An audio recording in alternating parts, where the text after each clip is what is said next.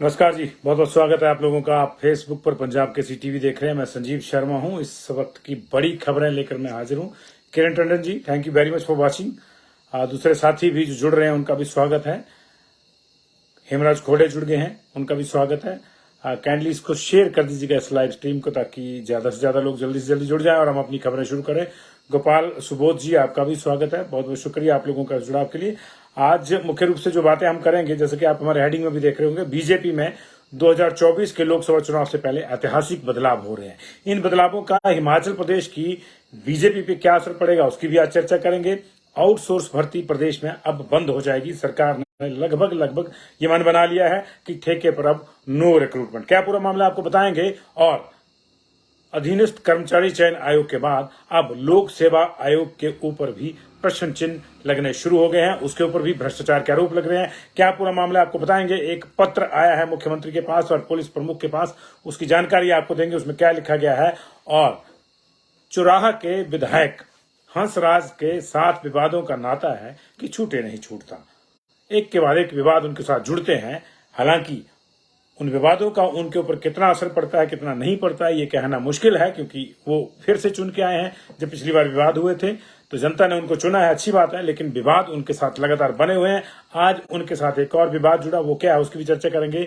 और अगले 4-5 दिन आपको बरसात सताएगी, इसलिए आप अपना ख्याल रखें। एक एक करके तमाम चीजों की हम आपके साथ जो है शेयर करेंगे।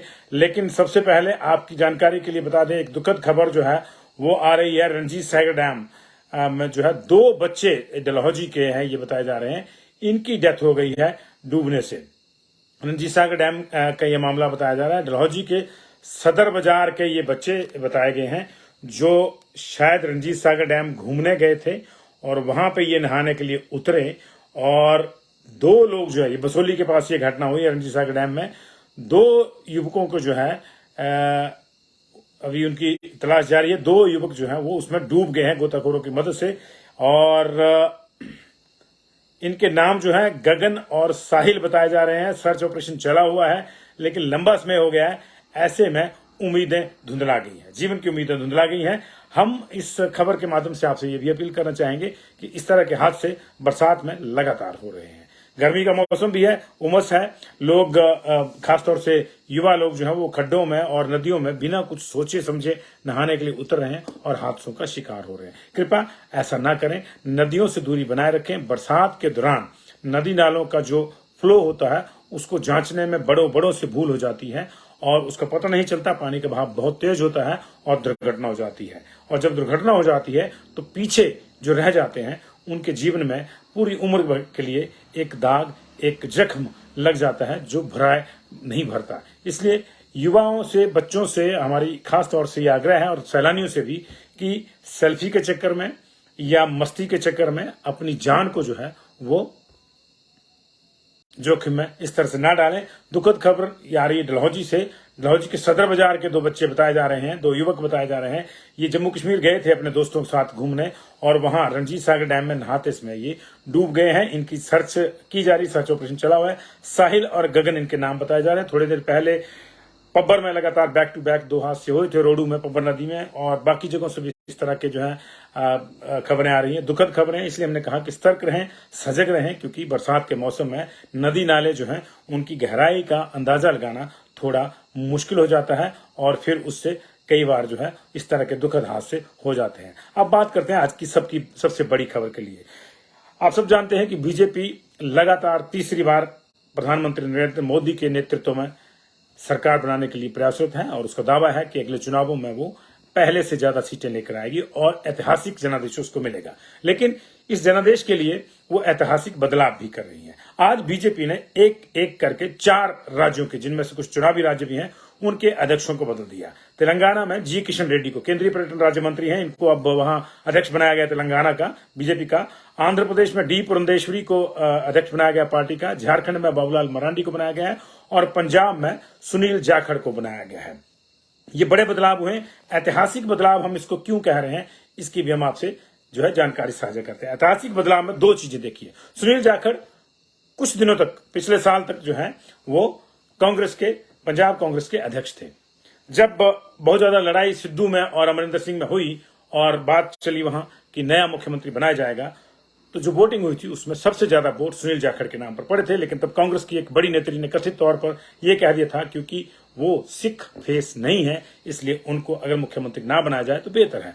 वहीं से खटास पैदा होगी और सुनील जाखड़ की राहें अलग होगी। उन्होंने कांग्रेस छोड़ दी, बीजेपी ज्वाइन कर ली और परिणति यह हुई कि चन्नी, वो भी ऐतिहासिक आदमी थे, चन्नी मुख्यमंत्री के रूप में पंजाब को मिले, लेकिन जाखड़ जैसा नेता पंजाब कांग्रेस से छिटक गया, बीजेपी में चला गया और अब बीजेपी ने उसी सुनील जाखड़ को बीजेपी का प्रदेश अध्यक्ष बनाया है पंजाब का। हालांकि इसकी प्रतिक्रियाएं भी देखने को मिलेगी। एक एमएलए साहिबान, उनका मैं नाम नहीं लेना चाहूंगा, माना जा क्योंकि पुष्टि नहीं है, उन्होंने अपने सारे पद जो है छोड़ दिए इसके तुरंत बाद और कहा है कि वो पार्टी के हित में काम करते रहेंगे लेकिन पद नहीं लेंगे। तो थोड़ा बहुत रिएक्शन होगा, लेकिन बीजेपी फर्म है कि सुनील जाखड़ जैसे नेताओं के साथ अब पंजाब में अपनी पैठ नए सिरे से बढ़ाई जाए। ये सीधी सीधी संकेत है, ये एक बड़ा मामला है कि दूसरी पार्टी से आए नेता को इतने कम समय में जो है पार्टी का अध्यक्ष बनाया गया। मंत्री, उप मुख्यमंत्री, ये इस तरह के पद मिलते रहते थे, लेकिन संगठन में इतना बड़ा पद जो है संभवतः पिछले कई सालों में ये पहली बार ऐसा हुआ है। बाबूलाल मरांडी को झारखंड का अध्यक्ष बनाया गया है, लेकिन इससे बड़ी खबरें हैं, पुरंदेश्वरी को जो है वो डी पुरंदेश्वरी को आंध्र प्रदेश का अध्यक्ष बनाया गया बीजेपी का। ये अपने आप में ऐतिहासिक खबर है। ऐतिहासिक इसलिए क्योंकि वो बीजेपी की अब तक की 1980 में बीजेपी बनी थी, 1980 के बाद अब तक की बीजेपी की मात्र दूसरी महिला अध्यक्ष हैं प्रदेश की। बीजेपी में इस तरह का कोई रिवाज नहीं है। एक बार 2013 में, फरवरी 2013 में, 8 फरवरी को 2013 को चुनाव से ठीक पहले वसुंधरा राजे जब अड़ गई थी कि पार्टी की कमान उनको दी जाए, तो बीजेपी उनके आगे नतमस्तक हो गई थी, हाईकमान नतमस्तक हो गई थी। और तब बीजेपी का नियम एक बार ये टूटा था, नियम ये वाला, ये रूल कह लीजिए, नियम कह लीजिए, घोषित नियम कह लीजिए, तब पहली बार बीजेपी में कोई महिला राज्य की अध्यक्ष बनी थी। बड़ी बड़ी नेत्रियां हुई हैं, उमा भारती मुख्यमंत्री रही हैं, सुषमा स्वराज मुख्यमंत्री के लेवल पर रही, विदेश मंत्री रही, बड़े बड़े और भी नाम, सुमित्रा महाजन लोकसभा की अध्यक्ष रही। लेकिन पार्टी की प्रदेश इकाई की अध्यक्ष जो है अभी तक कोई दूसरी नहीं हुई थी वसुंधरा राजे के बाद। और आज डी पुरंदेश्वरी को, जो एनटी रामाराव की बेटी हैं, तेलुगु देशम वाले एनटी रामाराव आपको याद होंगे, उनकी बेटी हैं, उनको बीजेपी ने पार्टी का अध्यक्ष बना के एक नई परिपाटी शुरू कर दी है। बरसों से इस तरह की चर्चा हो रही थी कि क्यों कोई महिला बीजेपी की प्रदेश अध्यक्ष नहीं हो सकती, तो उस चर्चा को विराम मिला है और कई और नई महिला नेत्रियों के लिए भी जो है अब आगे के रास्ते खुलेंगे। आपको यह भी बता दें कि डी पुरंदेश्वरी फिलहाल पार्टी की राष्ट्रीय जनरल सेक्रेटरी हैं, नड्डा जी की टीम में वो हैं। लेकिन जैसा कि मैंने कहा कि बीजेपी में इस तरह की एक परिपाटी रही है कि महिलाओं को राज्य अध्यक्ष की कमान नहीं सौंपी जाती थी।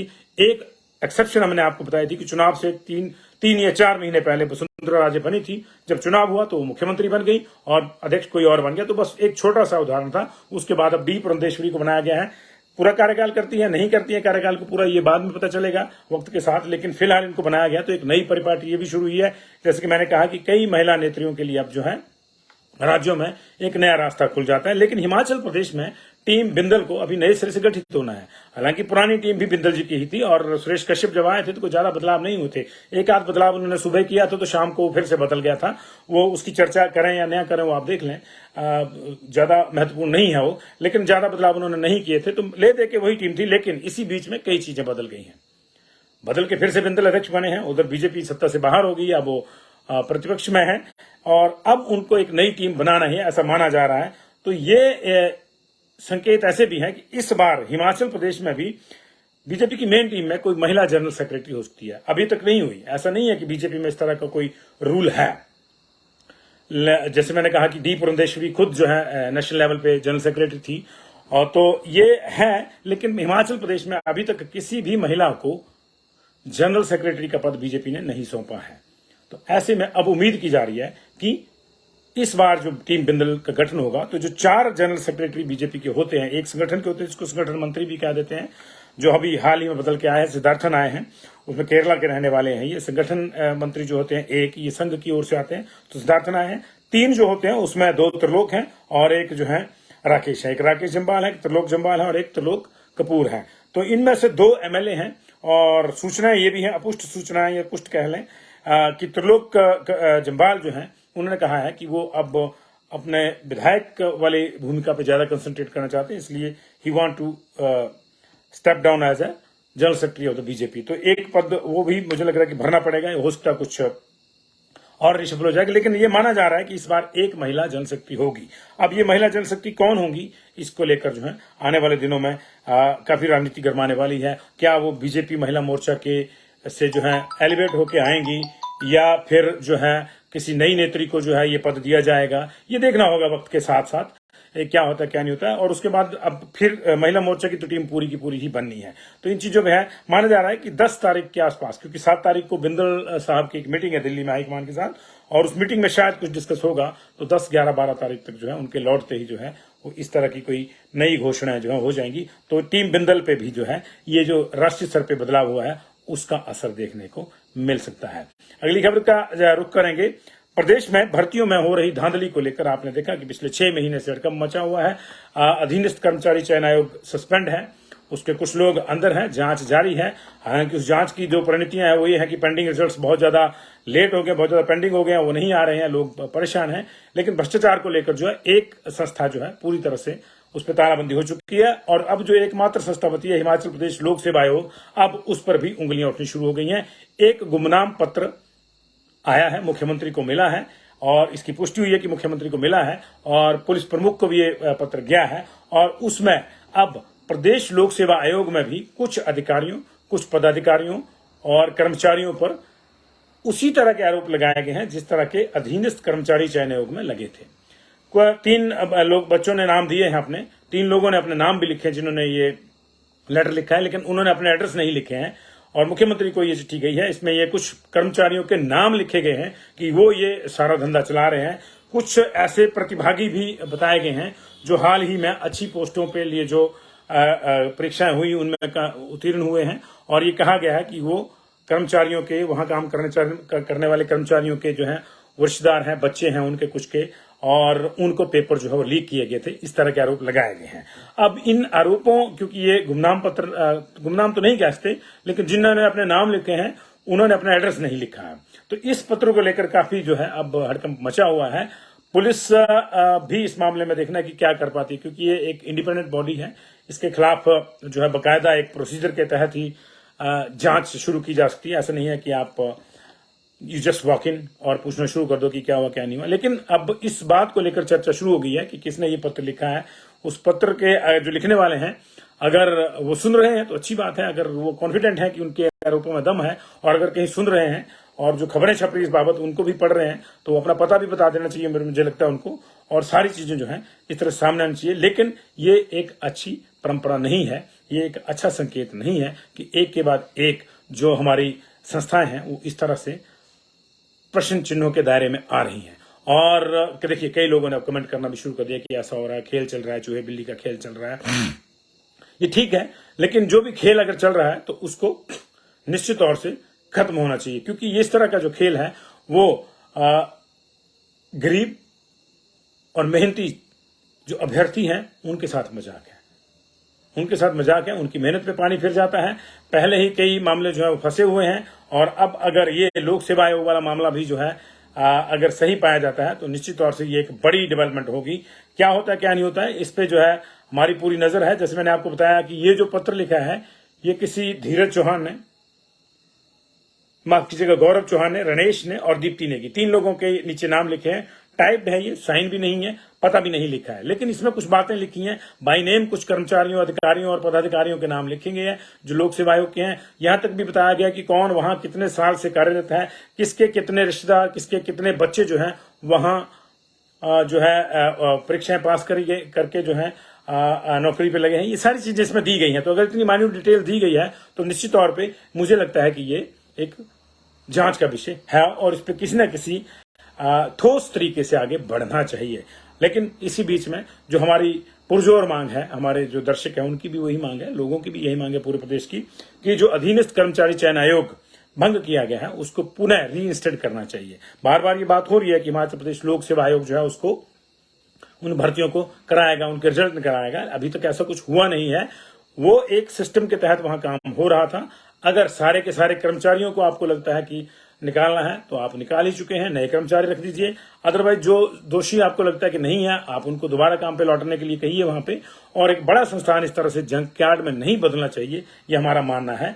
और जल्दी से जल्दी ये मामला शुरू होना चाहिए और जहां आरोप लग रहे हैं वहां जांच भी होनी ही चाहिए। अब अगली खबर की ओर को बढ़ते हैं। आउटसोर्स को लेकर जो है काफी लोग जो है हमसे भी सवाल पूछते रहते हैं कि आउटसोर्स पॉलिसी क्या हुआ, क्या नहीं हुआ। न्यायालय भी इस मामले में सरकार को कुछ कई बार कई मामलों में आदेश दे चुके हैं, अदालती आदेश आए हुए हैं अलग अलग स्तरों से। लेकिन अब सरकार ने इस तरह के संकेत दिए हैं कि वो आउटसोर्स भर्ती को पूरी तरह से बंद कर देगी, आउटसोर्स भर्ती को पूरी तरह से बंद कर देगी। और उसका कहना है कि इससे युवाओं का शोषण हो रहा है, आउटसोर्स कंपनियां उनका शोषण करती हैं, उसको बंद किया जाएगा और सीधे सरकारी सिस्टम से ही और एक प्रॉपर चैनल से ही भर्तियां की जाएगी। और इस संबंध में सरकार में एक महत्वपूर्ण बैठक हो चुकी है जिसमें कुछ अधिकारी और नेता शामिल थे और नई नीति बनाकर विभागों में खाली पदों को भरने की जो चर्चा है उसमें हो चुकी है। यहां तक कि मल्टीपर्पज वर्कर जो एमपीडब्ल्यू टाइप हैं और उसको भी जो है नई नीति के तहत ही लगाने की बात हो रही है, यानी आउटसोर्सिंग बंद हो जाएगी ये कहा गया है। लेकिन सरकार की ओर से ये नहीं बताया गया कि जो आउटसोर्स पे लग गए हैं उनका क्या करेंगे। 28,000 के आसपास ये लोग हैं। पिछली सरकार ने एक कमेटी बनाई थी हम महेंद्र सिंह की अध्यक्षता में, उसने अपनी कुछ 4, 5, 6 बैठकें भी करी। क्या नतीजा निकला कोई किसी को मालूम नहीं है।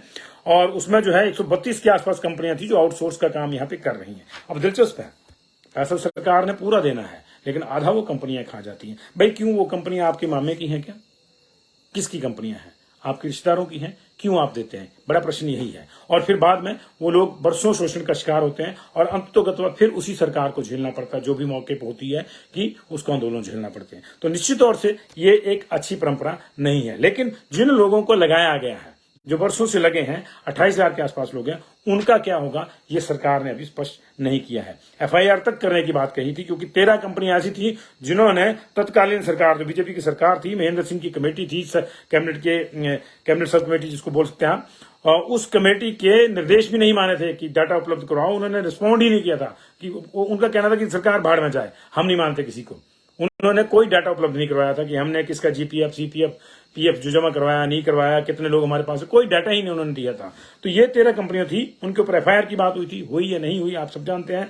कैबिनेट ने जो है जाते जाते चुनाव से पहले एक फैसला जरूर किया था कि किसी भी आउटसोर्स पर लगे व्यक्ति को हटाया नहीं जा सकता। तो ये फैसला जरूर हुआ था लेकिन बाकी फैसला जो है वो नहीं हुआ था कोई भी। और इस तरह से जो है ये मामला लटका था। अब सुक्खू सरकार का ये कहना है, संकेत सरकार ने बड़े स्ट्रांग दिए हैं आज, और ये स्ट्रांग संकेत ये हैं कि आउटसोर्स पे भर्ती बंद होगी। अच्छी बात है, हम भी चाहते हैं कि आउटसोर्स पे भर्ती ना हो, नियमित भर्ती हो और एक नियमित तरीके से और एक थ्रू प्रॉपर चैनल से भर्ती हो, सबको प्रॉपर तनख्वाह मिले।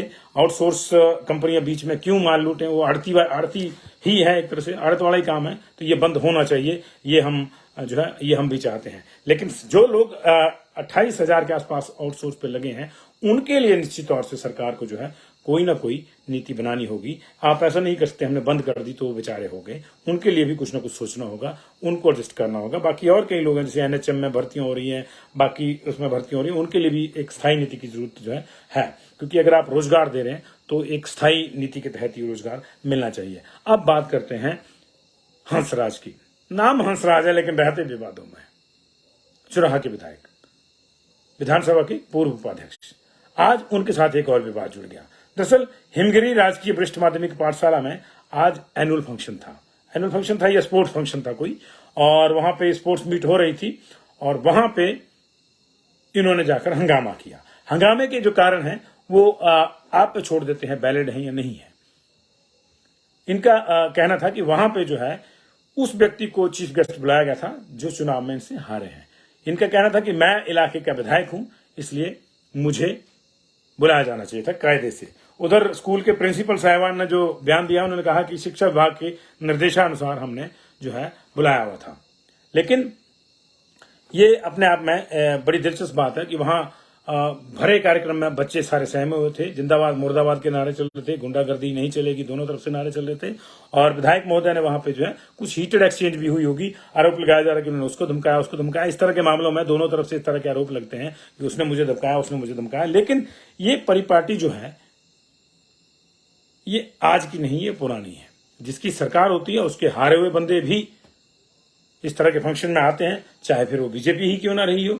बीजेपी के टाइम में भी ऐसा होता था, अब कांग्रेस के टाइम में भी ऐसा हो रहा है। ये परिपाटी बड़ी पुरानी है और किसने शुरू की किसने नहीं, इस प्रश्न का कोई अंतर नहीं है। जैसे मुर्गी पहले आई अंडा पहले आया वाला सिस्टम है ये, तो ये बड़े पीछे जाना पड़ेगा, पता नहीं कहां से शुरू हुआ कहां से नहीं हुआ। लेकिन ये अक्सर होता है कि आप चुने हुए प्रतिनिधियों को नहीं बुलाते। बीजेपी को ही याद दिलाऊंगा, हंसराज जी को याद दिलाऊंगा कि उनके अपने अभी भी विधायक हैं जो पहले मंत्री थे फिर हटा दिए गए थे, अनिल शर्मा। वो सरेआम 5 साल मंच से रोना रोते रहे कि मुझको बुलाते नहीं है। महेंद्र सिंह आके मंडी में कुछ बोल जाते हैं, रामस्वरूप जी बोल जाते हैं। अब तो रामस्वरूप जी दुनिया में है नहीं, लेकिन आपने वो वीडियो देखे होंगे जब रामस्वरूप जी ने मुख्यमंत्री जयराम ठाकुर, तत्कालीन मुख्यमंत्री जयराम ठाकुर के सामने अनिल शर्मा पर तंज कसे, महेंद्र सिंह ने कसे, अनिल शर्मा को कुर्सी तक नहीं मिली। ये सारी चीजें होती हैं। अभी भी देखिए, अभी भी हुआ था मंडी में उन्हीं अनिल शर्मा के साथ कि चंपा ठाकुर जो हारी हुई थी वो पहले चलेगी दीप प्रज्वलन करने के लिए और अनिल शर्मा बाद में, तो उन्होंने उनको वहीं पे प्रोटोकॉल याद दिलाया। तो प्रोटोकॉल का ख्याल सबको रखना चाहिए, हमारा मानना है। लेकिन हंसराज के साथ एक बार फिर से विवाद जुड़ा हुआ है, लंबे विवाद है। कभी वो अधिकारियों को कहते हो कि मैं किंग कोबरा हूं, मेरी बात नहीं मानेंगे तो देख लेना फिर मैं कैसे डसूंगा। और ये वीडियो भी वायरल हुआ था उनका। कभी वो बच्चों को थप्पड़ मार देते हैं स्कूल में जाके, चाहे उसका जो सबब है वो जो मर्जी रहा हो। कभी आप देख लेते हैं कि एडमिशन के को लेकर भी उन्होंने एक सिफारिश करी थी, उसमें भी एक प्रिंसिपल को धमकाते नजर आए थे। विवाद उनके साथ जुड़े हुए हैं, हंसराज हैं, हंसते रहते हैं।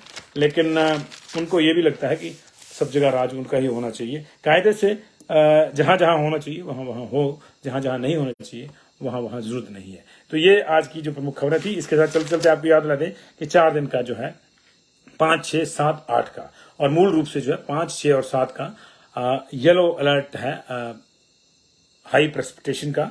और अधिकांश जिलों में 9 जिलों में अलर्ट ये जारी किया गया है कि हल्की से मध्यम और भारी बारिश जो है हो सकती है। तो आप अपना ख्याल रखें। आप अगर बाहर जा रहे हैं, लंबे टूर पे जा रहे हैं, तो मौसम का आप जिधर को आप जा रहे हैं, जिधर आप ट्रैवल कर रहे हैं, मौसम का आप जरूर ध्यान रखें। मौसम की अपडेट, वेदर अपडेट जरूर आप लें। और अगर बहुत ज्यादा बारिश हो रही है तो बेहतर होगा कि आप अपना टूर प्रोग्राम जो उसको थोड़ा सा डेफर कर दें, क्योंकि बारिश के दौरान जो है नुकसान की बहुत ज्यादा खबरें आती हैं। कहीं ल्हासे गिर रहे हैं, कहीं पे चलते चलते शूटिंग स्टोन्स आते हैं, तो दिक्कत हो जाती है। तो अपने आप को जोखिम में न डालें, सतर्क रहें, बरसात का मजा लें। बहुत बहुत शुक्रिया आपका Virendra ji, Kailash Kalta ji, thank you very much for watching. Riya Sharma ji, WhatsApp number भी आपने दिया है, थैंक यू वेरी मच, बहुत बहुत शुक्रिया आप लोगों का। लमेल सिंह वो भी देख रहे हैं, बहुत बहुत शुक्रिया लमेल जी आपका भी। S Gupta ji, thank you very much. सभी का स्वागत, सभी का शुक्रिया। काइंडली इसको शेयर कर दीजिएगा।